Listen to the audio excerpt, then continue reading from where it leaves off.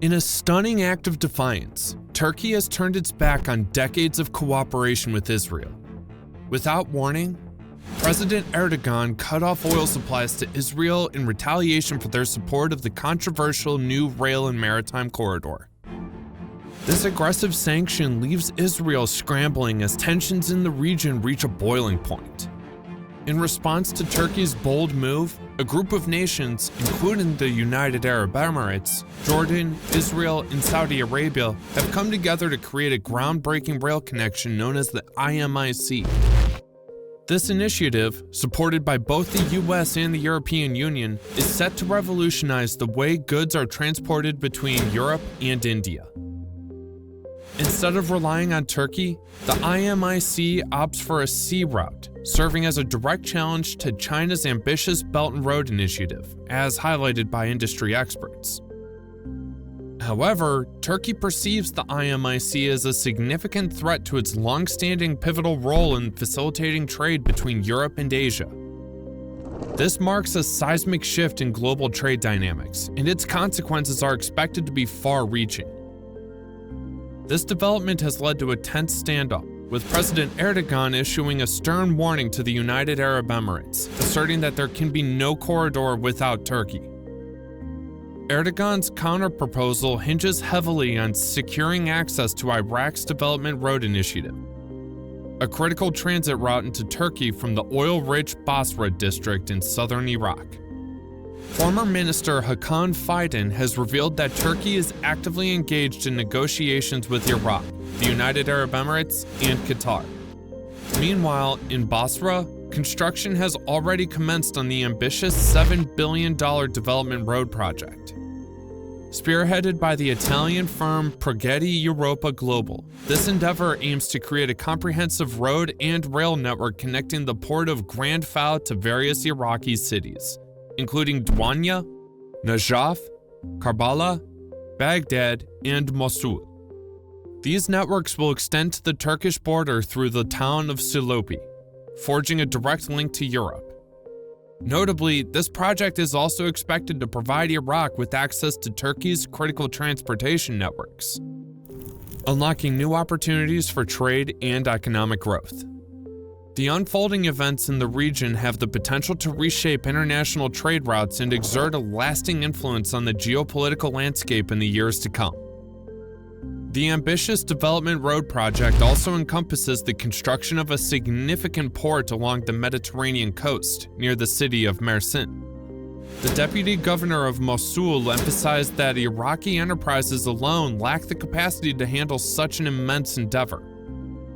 He stressed, Iraq requires the collaboration of international corporations, and the closest neighbor to Mosul is Turkey. He highlighted the necessity for Turkish businesses to be integral to this venture. As of 2022, Elkan, an Istanbul-based company, has played a significant role in the foreign direct investment made by Turkish businesses in Iraq. According to Global Data Research, this manufacturing company has established 3 new concrete batching units in Baghdad, Kut, and Al Diania. Baghdad holds high expectations that this investment will extend beyond the $5 billion commitment made by President Erdogan to support Iraq's post-war reconstruction, a commitment announced during a summit in Kuwait in 2018. The progress of the development road project aligns with the broader tensions between Turkey and the European Union. A recent study published by the European Parliament has raised concerns about Turkey's protracted EU membership process, citing issues related to human rights abuses and legal procedures. Amnesty International has also accused Turkey of wrongly convincing 4 human rights advocates during a lengthy trial earlier this year. While Turkey has praised President Erdogan's efforts to engage with Russian President Vladimir Putin to revitalize the Black Sea grain trade, Erdogan has not been reticent about the dissatisfaction with the EU. He declared that the EU is attempting to distance itself from Turkey, stating, "We may break away from the EU if necessary, and we will evaluate these events in light of the last 24 years. Turkey's long-standing quest for EU membership has encountered numerous obstacles, with the European Parliament halting Ankara's progress in 2018 due to concerns about democratic regression. Analysts attribute Turkey's ongoing dilemma regarding its alignment between Eastern and Western countries as a contributing factor to the recent setbacks in its aspirations to join the EU. It's evident that Turkey's stance on the global stage has often defied the expectations of major powers, shaping the country's geopolitical and economic trajectory. Erdogan may find himself at a crossroads, compelled to make a decisive choice due to the ongoing global unrest. The creation of Turkey's very own trade corridor emerges as the most appealing and indeed the third alternative. Erdogan has long strived to position Turkey as a crucial ally for the United States, the European Union, and Russia, particularly during the conflict in Ukraine. He has managed to secure significant advantages in the realms of military strength, economic ties, and diplomacy, including issues such as Sweden's NATO membership. However, Turkey's policy of non-alignment is currently faltering on multiple fronts. The United States imposed historic sanctions on 5 Turkish shipping businesses and introduced a series of new sanctions against Russian entities on September 14th, primarily due to their support for Russian Defense Ministry warships involved in the invasion of Ukraine. When it comes to its alleged friends in the East, Turkey's standing did not fare much better during the August 24.